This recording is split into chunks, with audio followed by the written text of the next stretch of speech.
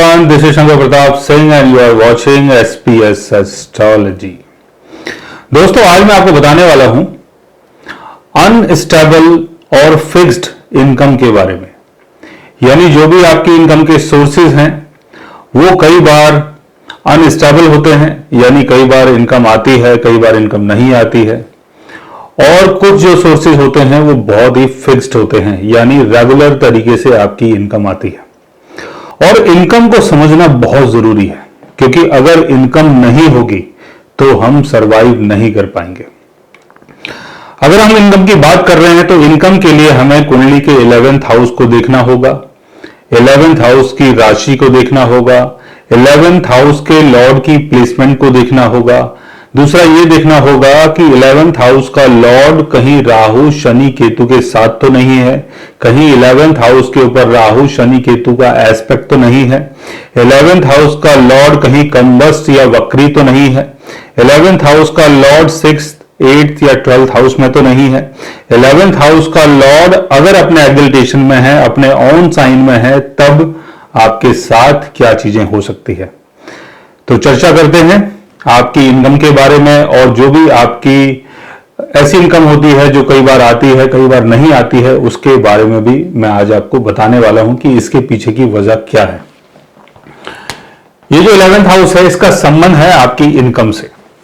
2nd house यानी आपकी saving, 5th house यानी आपका लक, 9th हाउस यानी आपका भाग्य, 11th हाउस यानी आपकी इनकम।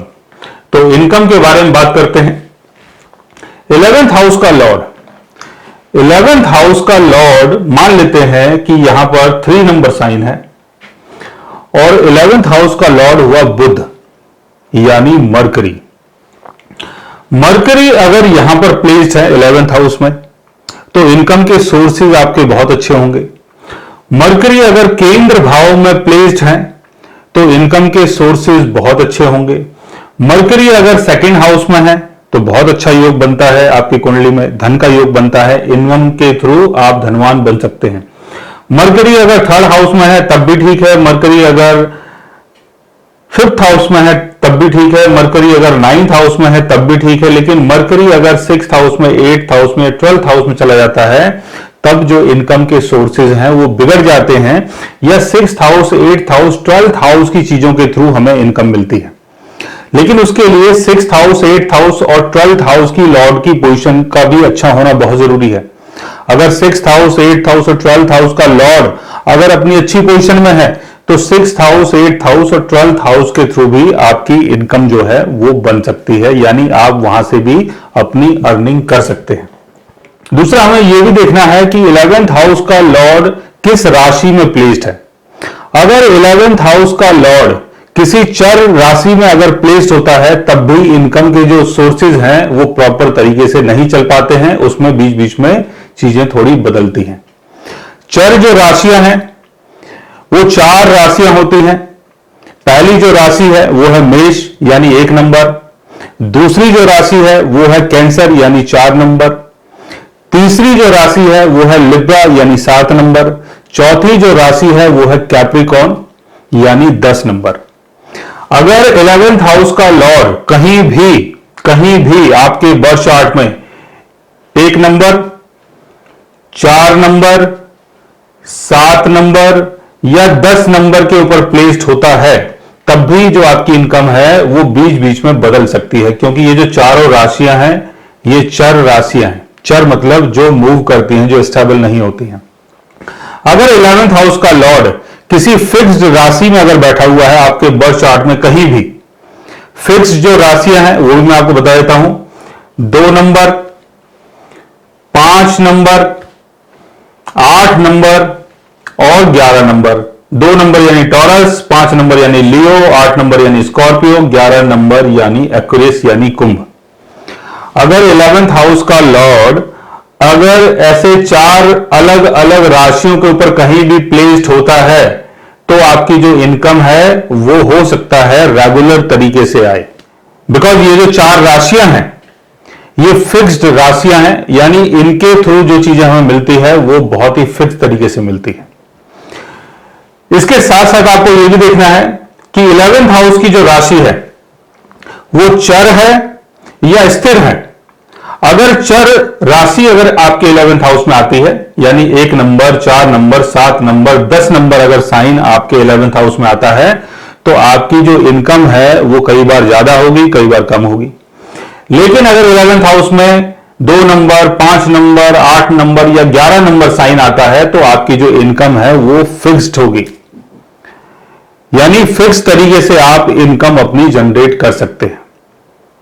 तो इन दो चीजों के ऊपर बहुत ज्यादा आपको ध्यान देना है कि 11th हाउस की राशि क्या है। 11th हाउस की राशि अगर चर है तो इनकम के सोर्सेज कभी भी फिक्स नहीं होंगे। 11th हाउस की राशि अगर स्थिर है तो इनकम के सोर्स जो है वो आपके फिक्स्ड होंगे।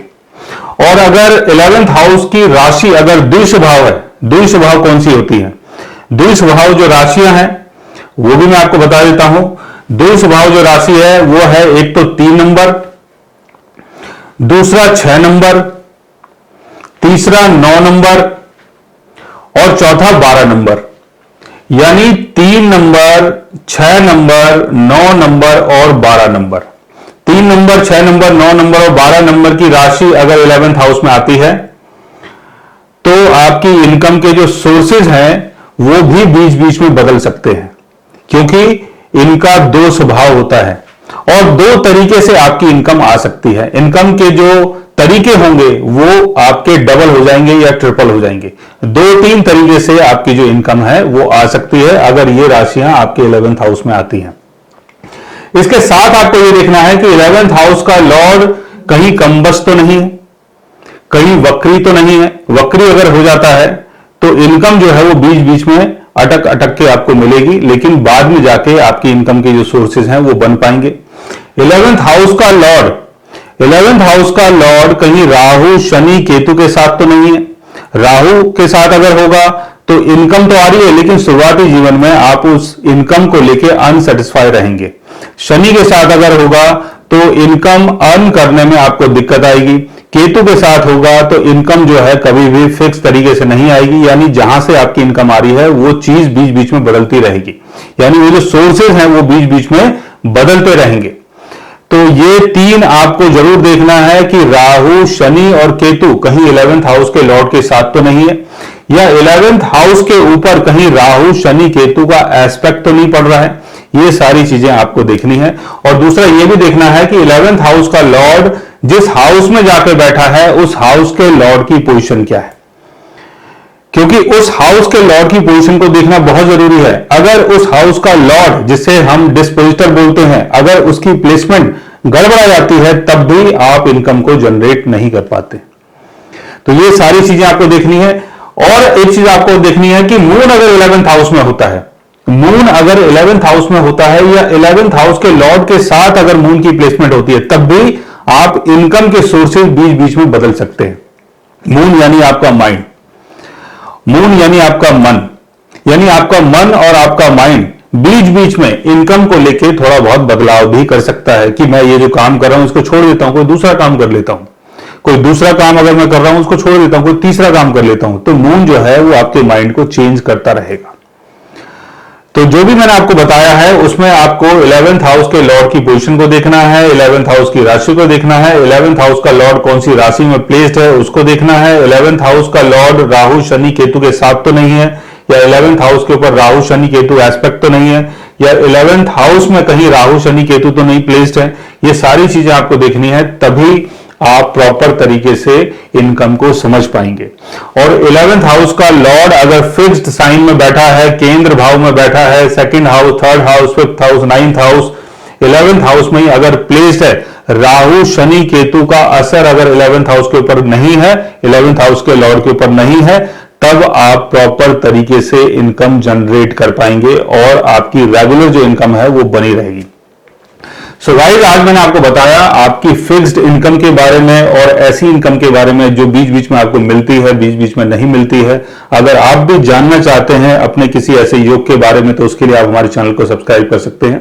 और अगर आप हमसे बात करना चाहें, कंसल्ट करना चाहें और पर्सनली हमसे मिलना चाहें तो आप हमारी वेबसाइट के थ्रू हमें मेल कर सकते हैं, मैसेज कर सकते हैं और गाइस आप हमसे बात भी कर सकते हैं। So guys, take care, love you all and good bye.